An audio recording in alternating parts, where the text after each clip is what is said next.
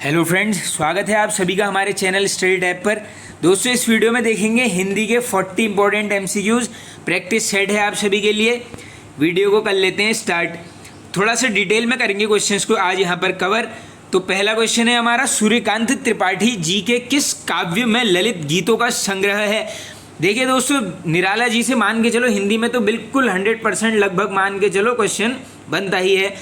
तो देखिए, जो ये ललित गीतों का संग्रह है ये दिया गया है यहाँ पर ऑप्शन नंबर बी, यानी गीतिका काव्य में। तो फर्स्ट का है बी करेक्ट। अब बात आई है देखिए निराला जी की, तो कुछ जो महत्वपूर्ण क्वेश्चंस हैं यहाँ पर थोड़ा सा देखो डिस्कस करने की हम यहाँ पर कोशिश करेंगे।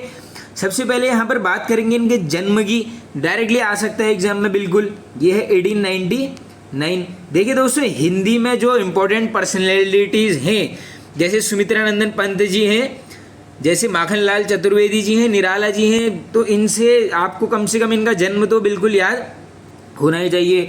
नेक्स्ट क्वेश्चन ये बनता है, यार बताओ हिंदी में मुक्तक छंद के प्रवर्तक किसको बोला जाता है। मुक्तक छंद के प्रवर्तक आंसर हो जाएगा आपका सूर्यकांत त्रिपाठी, निराला जी को यहाँ पर माना जाता है।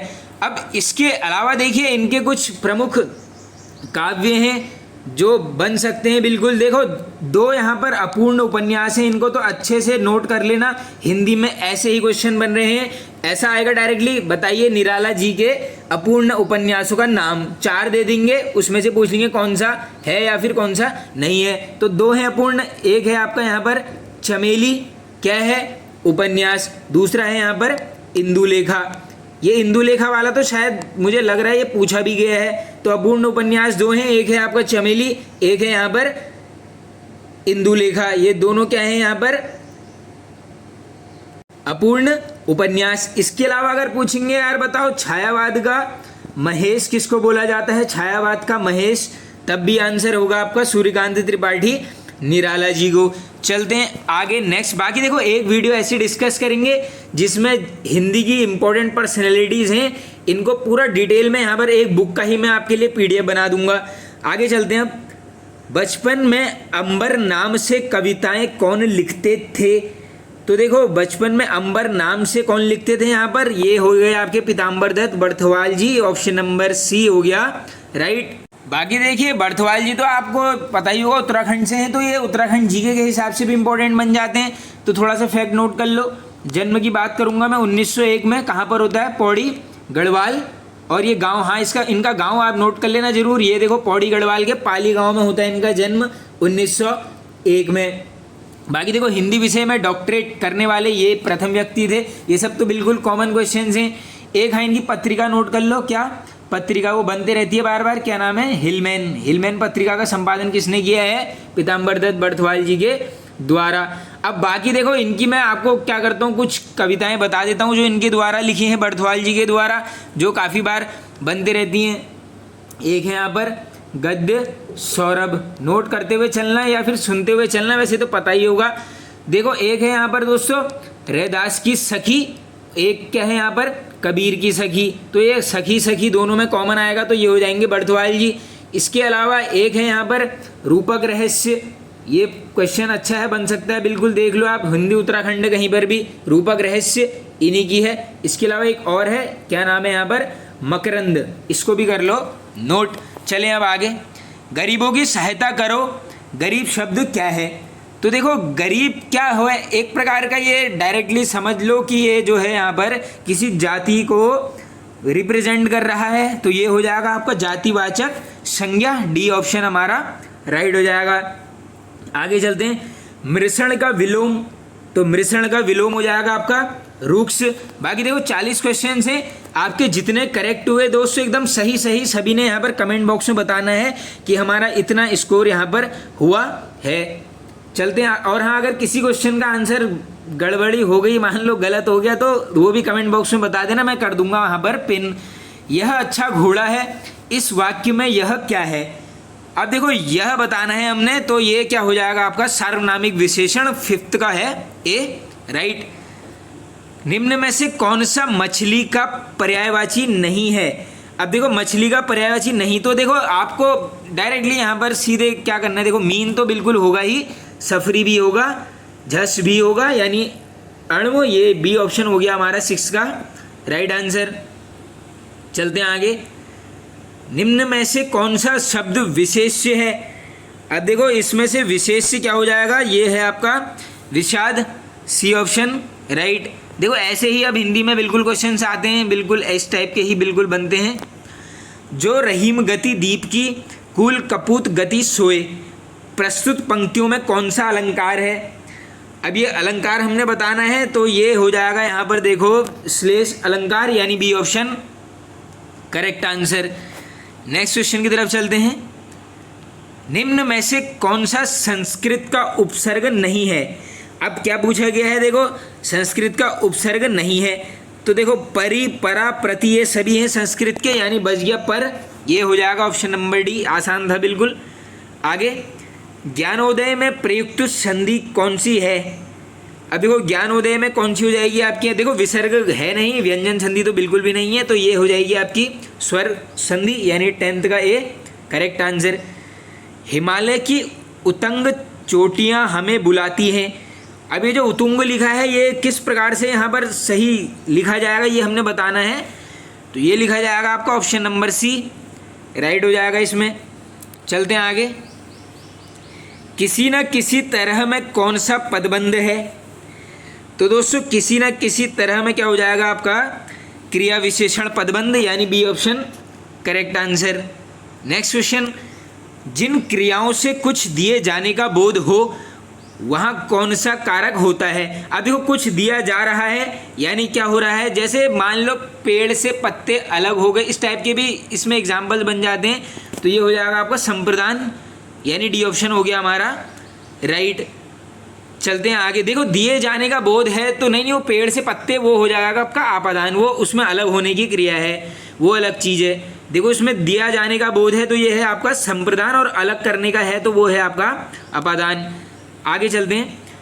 उद्गम की दृष्टि से अमीर है, अब ये किस प्रकार का शब्द है, ये हमने यहाँ पर बता देना है, तो अमीर हो जाएगा आपका विदेशज, ए ऑप्शन हो गया राइट आंसर। नेक्स्ट। भला मैं क्या कर सकता हूँ, वाक्य में भला शब्द है, तो देखो भला क्या, देखो संज्ञा सर्वनाम तो बिल्कुल भी नहीं होगा, तो ये है आपका अव्यय, सी ऑप्शन राइट। नेक्स्ट है ई स्वर के उच्चारण में जीभ का कौन सा भाग आवश्यक है, तो ये हो जाएगा आपका अग्रभाग। बाकी देखिए हिंदी जिसने भी डिटेल में पढ़नी है, थ्योरी प्लस एमसीक्यू के माध्यम से क्या करना, टॉपिक वाइज हिंदी वाली प्लेलिस्ट में जाकर सारी वीडियोस देख लेना, लगभग 40+ वीडियोस हैं।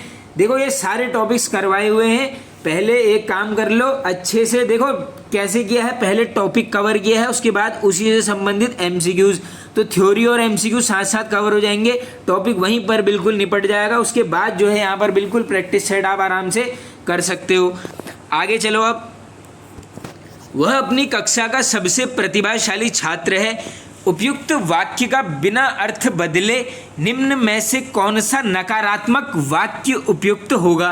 तो पहले अगर आप वाक्य को पढ़ोगे, क्या है, वह अपनी कक्षा का सबसे प्रतिभाशाली छात्र है। अब इसका हमने क्या करना है दोस्तों, यहाँ पर नेगेटिव सेंटेंस बनाना है, यानी नकारात्मक सेंटेंस हमने यहाँ पर बनाना है। तो देखो ज़्यादा टाइम वेस्ट नहीं करते हुए मैं तो डायरेक्टली आंसर की तरफ जाता हूँ। उसके समान अपनी कक्षा में कोई प्रतिभाशाली छात्र नहीं है, तो ये हो जाएगा इसका नकारात्मक सेंटेंस, यानी डी ऑप्शन हो गया हमारा राइट आंसर। आगे चलते हैं अब नेक्स्ट क्वेश्चन की तरफ। तुच्छ मनुष्य की मित्रता शीघ्र ही समाप्त हो जाती है, इसका अर्थ बताइए। तो इसका क्या हो जाएगा, ओछे की प्रीति बालू की भांति, यानी भीति, सॉरी ये डी, ए ऑप्शन हमारा राइट आंसर। चलते हैं आगे नेक्स्ट क्वेश्चन की तरफ। पीत पत्रकारिता का आरंभ सर्वप्रथम कहाँ हुआ था? तो देखो दोस्तों इसको बोलते हैं येलो जर्नलिज्म, तो ये देखो स्टार्ट हुई थी इसके यहाँ पर अमेरिका, देखो न्यूयॉर्क, हाँ ठीक है अमेरिका राइट हो जाएगा बिल्कुल। चलते हैं आगे। विविध भारतीय सेवा की शुरुआत किस वर्ष से हुई थी? तो दोस्तों ये देखिए ये हुई थी आपकी 1957, डी ऑप्शन राइट। बाकी देखो ये जो पीत पत्रकारिता है, देखो वैसे तो 1857 में ये स्टार्ट हो गई थी, लेकिन मुझे पता नहीं क्यों लग रहा है इसमें भारत भी हो सकता है, लेकिन अमेरिका ही सही है। देख लो दोस्तों 19वें क्वेश्चन में देख अमेरिका या भारत दोनों में से एक होगा। अगर किसी को एग्जैक्ट ही पता है तो वो ज़रूर बता देना। वैसे तो मेरे हिसाब से अमेरिका ही इसका आंसर बिल्कुल होना चाहिए। चलिए चलते हैं आगे। फिलहाल निम्न में से पार्श्विक व्यंजन है, तो ये हो जाएगा आपका ऑप्शन नंबर सी लौ। उर्दू उपसर्गों की संख्या लगभग कितनी है? तो देखिए लगभग उर्दू उपसर्गों की जो संख्या है ये हो जाएगी 19, सी ऑप्शन राइट आंसर। आगे चलते हैं। गीता देर तक सोई थी इसलिए वह कक्षा में जल्दी न पहुंच सकी, ये किस प्रकार का वाक्य है? तो देखो गीता देर से सोई थी इसलिए कक्षा में नहीं पहुंच सकी, यानी ये क्या हो गया, कंप्लीट हो गया, यानी संयुक्त वाक्य है, बी ऑप्शन राइट आंसर। आगे चलते हैं। स्त्री स्त्रीत्व में क्रमशः कौन सी संज्ञा है? तो देखो स्त्री क्या है, एक जाति का सूचक है, और स्त्रीत्व उसका क्या हो गया, भाववाचक। हाँ इजी हो जाएगा बिल्कुल, फोर्थ का बी। आगे चलते हैं। प्रसार भारती की स्थापना किस वर्ष हुई? तो ये होती है आपकी 1997। देखो यहीं पे डेट्स को बिल्कुल याद कर लेना, वीडियो पॉज कर लो, 4-5 बार मन में बोल लो, याद हो जाएगा। ये बन जाते हैं इस प्रकार के भी क्वेश्चंस। आगे हिंदी का प्रश्न स्वराज का प्रश्न है, यह कथन है, तो ये कथन है किसका, Mahatma Gandhi, D option right. आगे चलते हैं। वीर शब्द में किस प्रकार का गुणवाचक विशेषण है? तो देखो आसानी से कर सकते हो इसको, ये भाव प्रकट कर रहा है, यानी ये हो जाएगा भाव, option number A correct answer.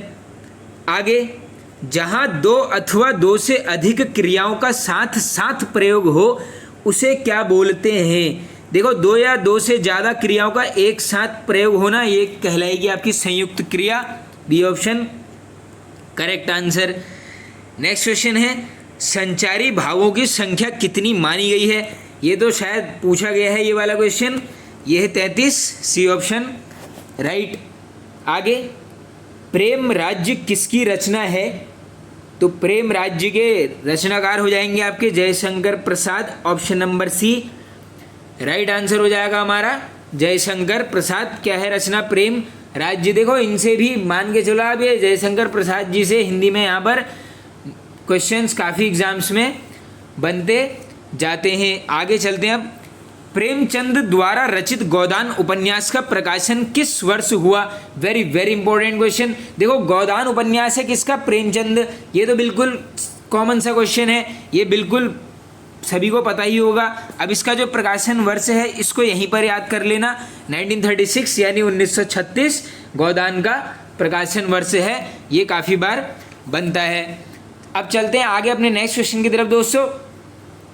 Next question है यहाँ पर, और हाँ एक और चीज़ नोट कर लो, प्रेमचंद जी का अंतिम उपन्यास पूछ लेंगे तब भी होगा गोदान आंसर, इसलिए ये क्वेश्चन यहाँ पर आया हुआ है। देखो अब चलते हैं आगे। सप्तऋषि में किस प्रकार की संधि है? तो देखो सप्तऋषि में हो जाएगी आपकी गुण। देखो सप्तऋषि बोलोगे तो अर का साउंड आ रहा है, तो अर ए ओ ये सभी होंगे आपके गुण संधि के उदाहरण, ये ऑप्शन हो जाएगा आपका राइट। पानी का अर्थ नहीं है, तो देखो पानी का अर्थ क्या नहीं होगा, लज्जा जल स्वाभिमान, हाँ ये सब परिणाम, ये डी ऑप्शन राइट हो जाएगा, इजी है बिल्कुल।